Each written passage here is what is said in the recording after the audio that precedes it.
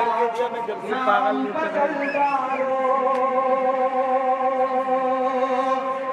थोड़ी बची है अकड़ उसे भी तोड़ेंगे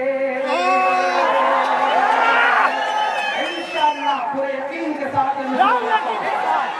कि थोड़ी बची है अकड़ उसे भी तोड़ेंगे, कतरा कतरा तेरी अकड़ निचोड़ेंगे,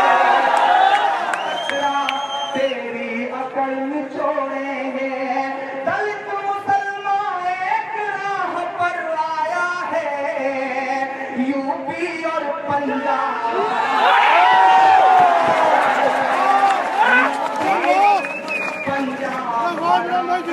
छोड़ेंगे, यूपी और पंजाब हरा कर छोड़ेंगे। बहुत शुक्रिया, बहुत मोहब्बत है। बहुत थोड़ा सा वक्त मेरे दामन में और बचा हुआ है। मैं कोशिश करूंगा कि उतनी देर में और कुछ आपकी खिदमत कर सकूं, आपको बहुत अच्छा सुना सकूं। ये बड़ी भोली कौम है अभी भाई, लहराता हुआ तिरंगा, जश्न आजादी का प्रोग्राम, ये बड़ी भोली कौम है। जरा सा इसके जख्मों पे आप मरहम लगाने की बात भर कर दें, ये आपको अपना हीरो बना लेती है, ये आपको कंधों पर बैठा लेती है। ये बहुत भोली कौम है। मैं सलाम करता हूँ इसके भोलेपन को। इतनी भोलियां साहब के 15 अगस्त के दिन एक लड़का कई बार मस्जिद में आया जाए, मौलवी साहब डांट के भगा दे। 5वीं बार गया तो मौलाना साहब ने 2-3 थप्पड़ मार के भगाया। तो आसपास के लोगों ने कहा मौलाना साहब ये क्यों, मस्जिद से क्यों भगा रहे? बोले सुबह से परेशान कर दिया। 5वीं बार आके पूछ रहा है कि मौलाना साहब 15 अगस्त की नमाज क्यों पढ़ी जाएगी? मैं इसके भोलेपन को सलाम करता हूँ और 4 मिसरे और पढ़ता हूँ और इसी शिद्दत से आपकी दुआएं मिले। बिहार जहाँ से कन्हैया आते हैं, बहुत बड़ी तादाद में बिहार मौजूद है साहब। बिहार अपना और बिहार में एक मजबूत आदमी के घर, एक दमदार आदमी के घर दो मेहमान आए। वो अंदर गया, अंदर से बंदूक निकाल करके लाया और हवा में 2 फायर किए। मेहमान डर गए, बोले ये क्या कर रहे हैं साहब? बोले कुछ नहीं, 2 चाय का ऑर्डर दे रहे हैं। उस बिहार को सलाम करता हूँ, बिहार के लोगों की सियासी सोच को सलाम करते हुए इमरान 4 मिसरे पढ़ता है कि दूध ने चाय को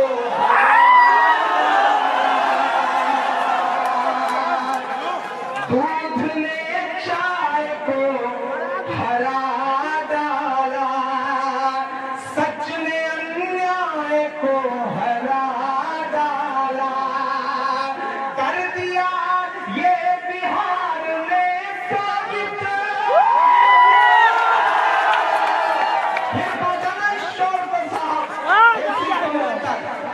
कर दिया ये बिहार ने साबित, भैंस ने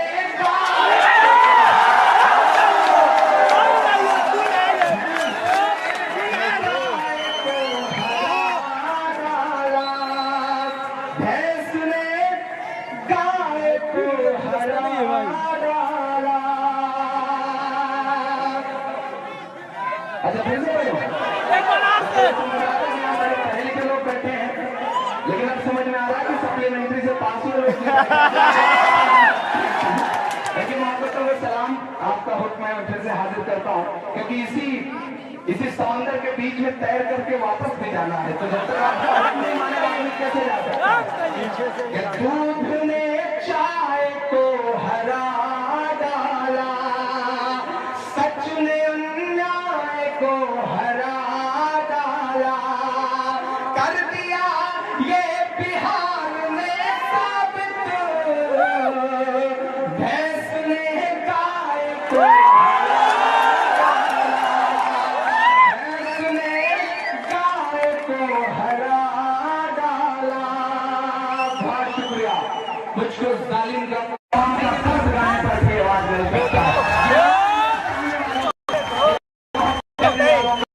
पूरी जिम्मेदारी से ये बात कह रहा हूँ दोस्त। बहुत बड़े शायर कभी तो शेर कि तूने बख्शे हैं जो आजार कहाँ रखूंगा, ये गिरे गुंबदों मीनार कहाँ रखूंगा, और मेरा घर है कि किताबों से भरे हैं कमरे, सोच इसमें भरा हथियार कहाँ रखूंगा।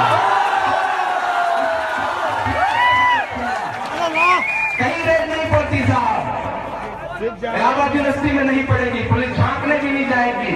बीएचयू में अंदर से कैंप करते हुए स्वयं सेवक निकलेंगे लाठियां लेके, लेकिन वहां भी रेड नहीं पड़ेगी। लेकिन आपको डराने के लिए ये कोशिश की जाएगी, लेकिन डरना नहीं है दोस्त। ये दौर बहुत बुरा है, ये सच है, ये दौर बहुत बुरा है, ये सच है। राम का मंदिर बनाने वाले लोग नाथू राम का मंदिर बनाने की मुहिम में लग गए हैं। ये दौर वाकई बहुत बुरा है, लेकिन डरो मत, वक्त से आंख मिलाओ, वक्त से बात करो, मायूस मत हो, क्योंकि मायूसी कुफ्र है, मायूसी कुफ्र है। मायूस होने से काम नहीं चलेगा। वक्त से आंख मिलाओ, बात करो, क्योंकि जो वक्त से आंख नहीं मिलाते वक्त उनसे बहुत बुरा इम्तिहान लेता है। जिन अंग्रेजों की हुकूमत में कभी सूरज नहीं डूबता था, वो शायद वक्त को नहीं पहचान सके, तो आज उनके राजाओं के कपड़े बैंड पहनते हैं। करता हूँ, पढ़ता हूँ। भैंस ने गाय को हरा डाला। जश्न आजादी है, बहुत कुछ सुनाना है, सुनाने से आऊँ तो 3-4 घंटे भी शायद कम पड़ेंगे, लेकिन इतना आपको सुनाना चाहता हूँ। पहली बार देश में मैं एक बहुत खूबसूरत बात देख रहा हूँ। जो प्रगतिशील लोग हैं, जो लेफ्ट के लोग हैं, उसमें सारे संगठन हैं, जितने भी संगठन हैं वो सारे लोग हैं। पहली बार ऐसा हुआ है कि नई कोशिश शुरू की गई है। इस तरफ जो तबका है और इस तरफ जो तबका है वो एक प्लेटफॉर्म पे आ रहे हैं। ये भी उनकी नींद उड़ाने के लिए काफी है।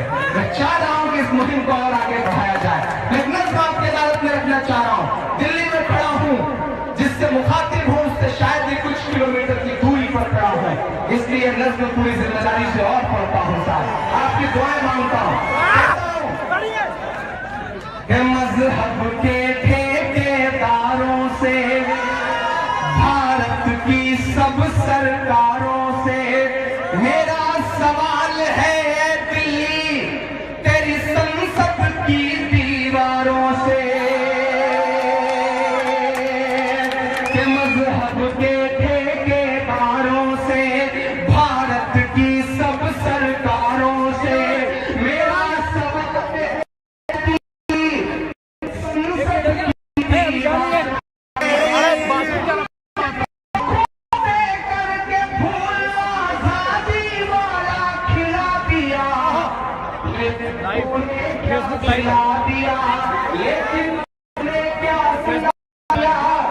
लेकिन तूने क्या सिला दिया, लेकिन तूने क्या सिला दिया।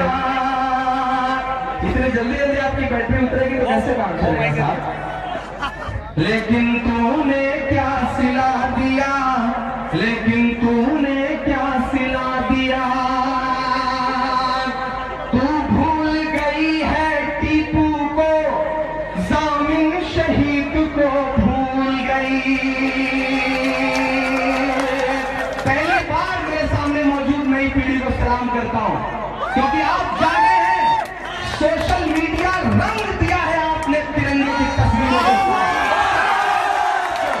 पहली बार आप जागे हैं, वक्त है अपने पुरखों की कुर्बानियों को जब तक चिल्ला चिल्ला के नहीं बताओगे, इसी तरह तारीखों से गायब कर दिए जाओगे। जरूरत है इस बात की। मैं पढ़ता हूं साहब कि तू भूल गई है टीपू को, जामिन शहीद को भूल गई। अहमदुल्ला, अशफाकुल्ला, अब्दुल हमीद को भूल गई। अहमदुल्ला, अशफाकुल्ला, अब्दुल हमीद को भूल गई। कुछ भी हो कहीं हो देश में, जिम्मेदार हम ही कहलाते हैं। कुछ भी हो कहीं हो देश में, जिम्मेदार हम ही कहलाते हैं। इतनी कुर्बानी देकर भी गद्दार हम ही कहलाते हैं। कि जितने एहसान हमारे थे, कि दिल्ली बता धोखा तुझे कब हमने दिया है, दिल्ली बता धोखा तुझे कब हमने दिया है। इतराने के लायक जो है सब हमने। बहुत कमजोर तालियां रही हैं और अगली तालियां आपकी तारीखों का जिक्र हो रहा है कि दिल्ली बता धोखा तुझे कब हमने दिया है। इतराने के लायक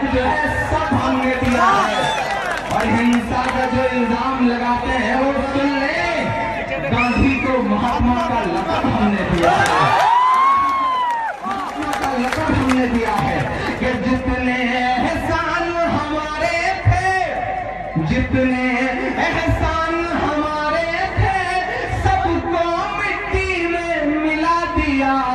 आखिर तूने क्या सिला दिया, आखिर तूने क्या सिला दिया, आखिर तूने क्या सिला दिया।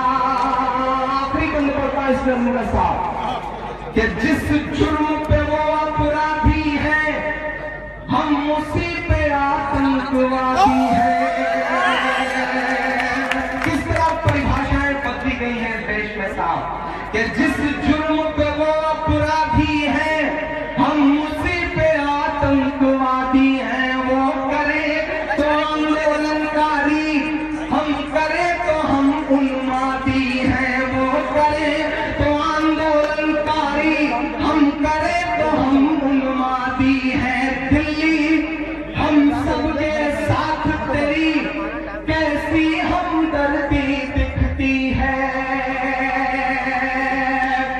डेलीगेशन बुला करके साहब कहते हैं कि उलेमाओं, रात के 12 बजे मेरे दरवाजे आपके लिए खुले हैं साहब। लेकिन दूसरे दिन ट्रेवल एजेंसी खोले हुए गिरिराज सिंह कहते हैं कि ये लोग टिकट पकड़ो, पाकिस्तान चले जाओ। साध्वी प्राची कहती हैं कि ये टिकट पकड़ो, पाकिस्तान चले जाओ।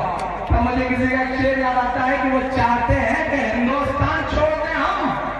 अगले मिस्र का तक की सबसे बड़ी ताली बजा के बताना साहब इन नफरती ताकतों को, वो चाहते हैं कि हिंदुस्तान छोड़ दें हम। बताओ भूत के डर से मकान छोड़,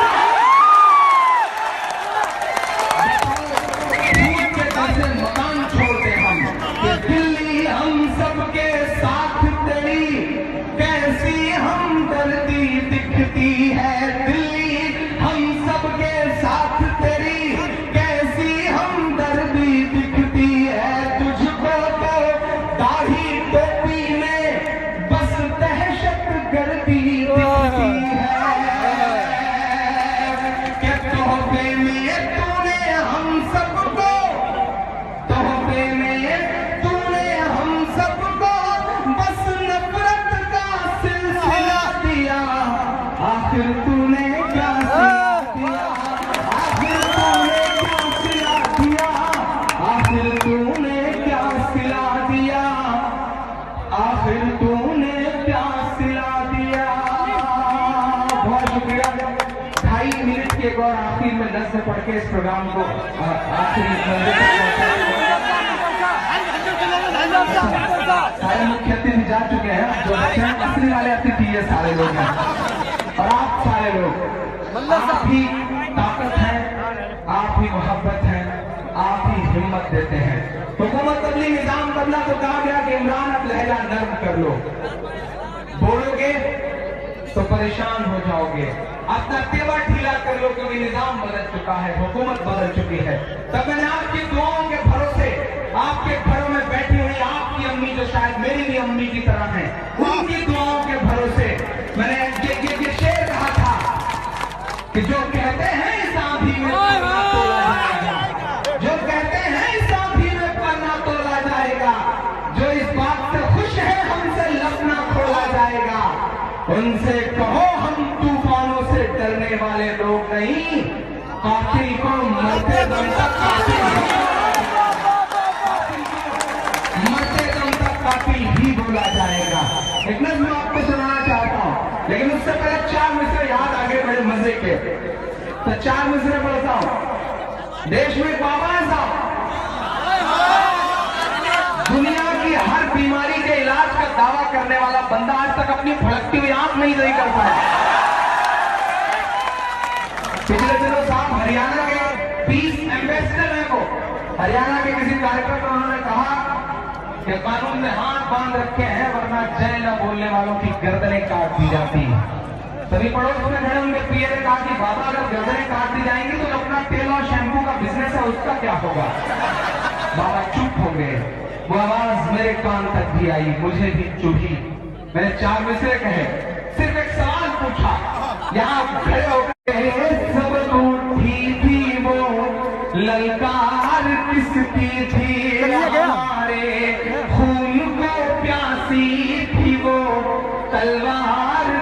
की थी हमारे खून को प्यासी थी वो तलवार की।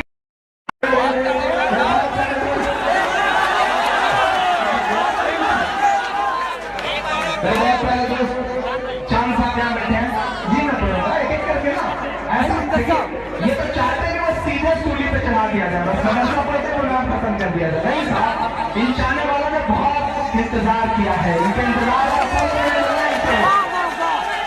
ऐसे ऐसे लोग हैं जिन्हें सोशल मीडिया पर खबरें पड़ गई, कोई ग्वालियर से चला रहा है, कोई मेरठ से आ रहा है, कोई हापुड़ से आ रहा है, कोई मेवात से आया है। इनके कुछ न कुछ तो फल मिलना ही चाहिए साहब। ये इधर भी नासिर भाई मेरे दोस्त खड़े, मैं फिर से बोलता हूँ साहब, ये जो नफरत के सबब उठी थी वो ललकार किसकी थी हमारे खून को प्यासी थी वो तलवार किसकी थी हमारी गर्दने मत काटिए बस बता दीजिए जिसे तुम पहन कर भागे थे जिसे तुम पहन कर भागे थे वो सलवार किसकी थी। चार मिसरे और बताऊं साहब, जन्यू मुझे इसलिए भी बहुत पसंद है, और मेरे दोस्त खड़े हैं, अनमोल हो गए, रवि हो गए, अभिषेक हो गए, मुझे इसलिए भी पसंद है कि वो प्रतिरोध का कैंपस है। पूरी जिम्मेदारी से यह बात कहता हूं कि इस वक्त अगर आप तलाशेंगे तो संसद में आपको विपक्ष नहीं मिलेगा, विधानसभाओं में विपक्ष नहीं मिलेगा इन फासिस्ट ताकतों के खिलाफ। अगर कहीं विपक्ष बचा है तो वो सिर्फ कैंपसों में बचा हुआ है, इंस्टीट्यूशंस में बचा हुआ है, ज्यादा डरे हुए हैं वो आपसे, स्टूडेंट से, छात्रों से, इसलिए वो ज्यादा डरे हुए हैं। मैं जन्यू की उस क्षमता को सलाम करता हूं। ये कौन लोग निकल आए हैं जो तय करेंगे कि क्या बोलना है, क्या पहनना है, क्या खाना है। हक तो यह है कि वही तय करेंगे कि कितने करना है। नहीं साहब, हम आपको यह तय करने की इजाजत नहीं दे सकते, क्योंकि दिल्ली से लेकर के पूरा पश्चिमी उत्तर प्रदेश गवाह है कि पेड़ों पर लाखों लाख उलेमा को फांसियां दी गई हैं, तब ये मुल्क आजाद हुआ है। हमारा हक है इस मुल्क पर, और ये कहते हैं कि आपका क्या है। ऐसे तमाम चीजों को मैं बताना चाहता हूं कि आप बाई डिफॉल्ट हिंदुस्तानी हैं, हम बाई हमारा हक दो गुना है, हमारा हक दो गुना है। चीख चीख करके ये बात कहेंगे कि हमारा हक दो गुना है इस मुल्क पर, हमने चुना है इस मुल्क को, चॉइस है हमारी ये। मैं इसलिए बोलता हूं कि तुम्हारे पहले बोला है तुम्हारे बात बोलेंगे, चलो दिखाई नहीं दे रहा है, भगत अशफाक करके कभी आजाद बोलेंगे, भगत अशफाक बन करके कभी आजाद बोलेंगे। तुम्हें जय बोलना है भाई शौक से बोलो, मगर हम जय नहीं बोलेंगे जिंदाबाद,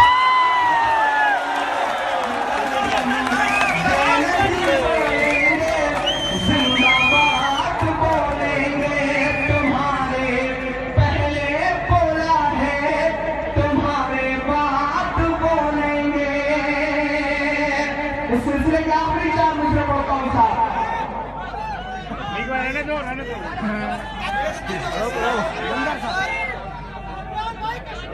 इमरान भाई,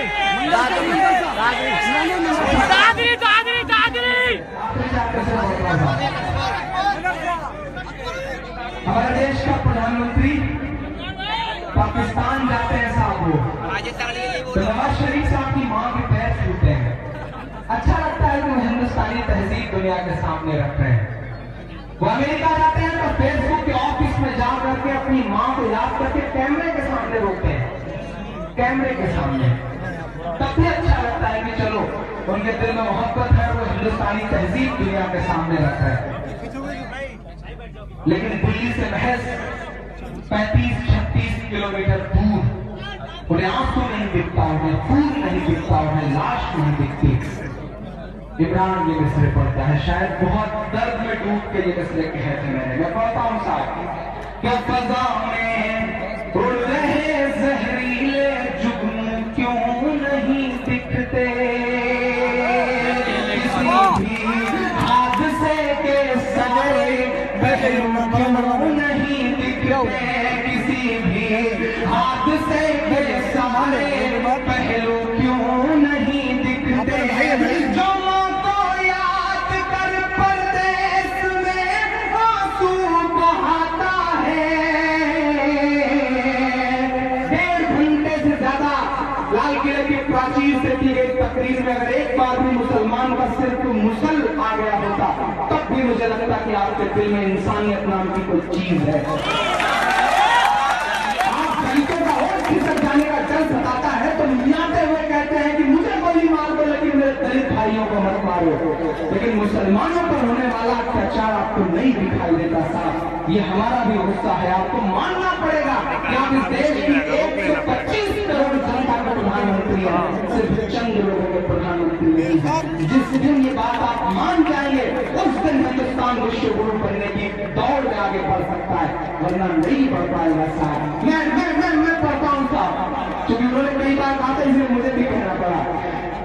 फजा में उड़ रहे जहरीले जुगनू क्यों नहीं दिखते, किसी भी हादसे के सारे पहलू क्यों नहीं दिखते, जो माँ को याद कर परदेस में आंसू बहाता है, उसे अखलाक की अम्मी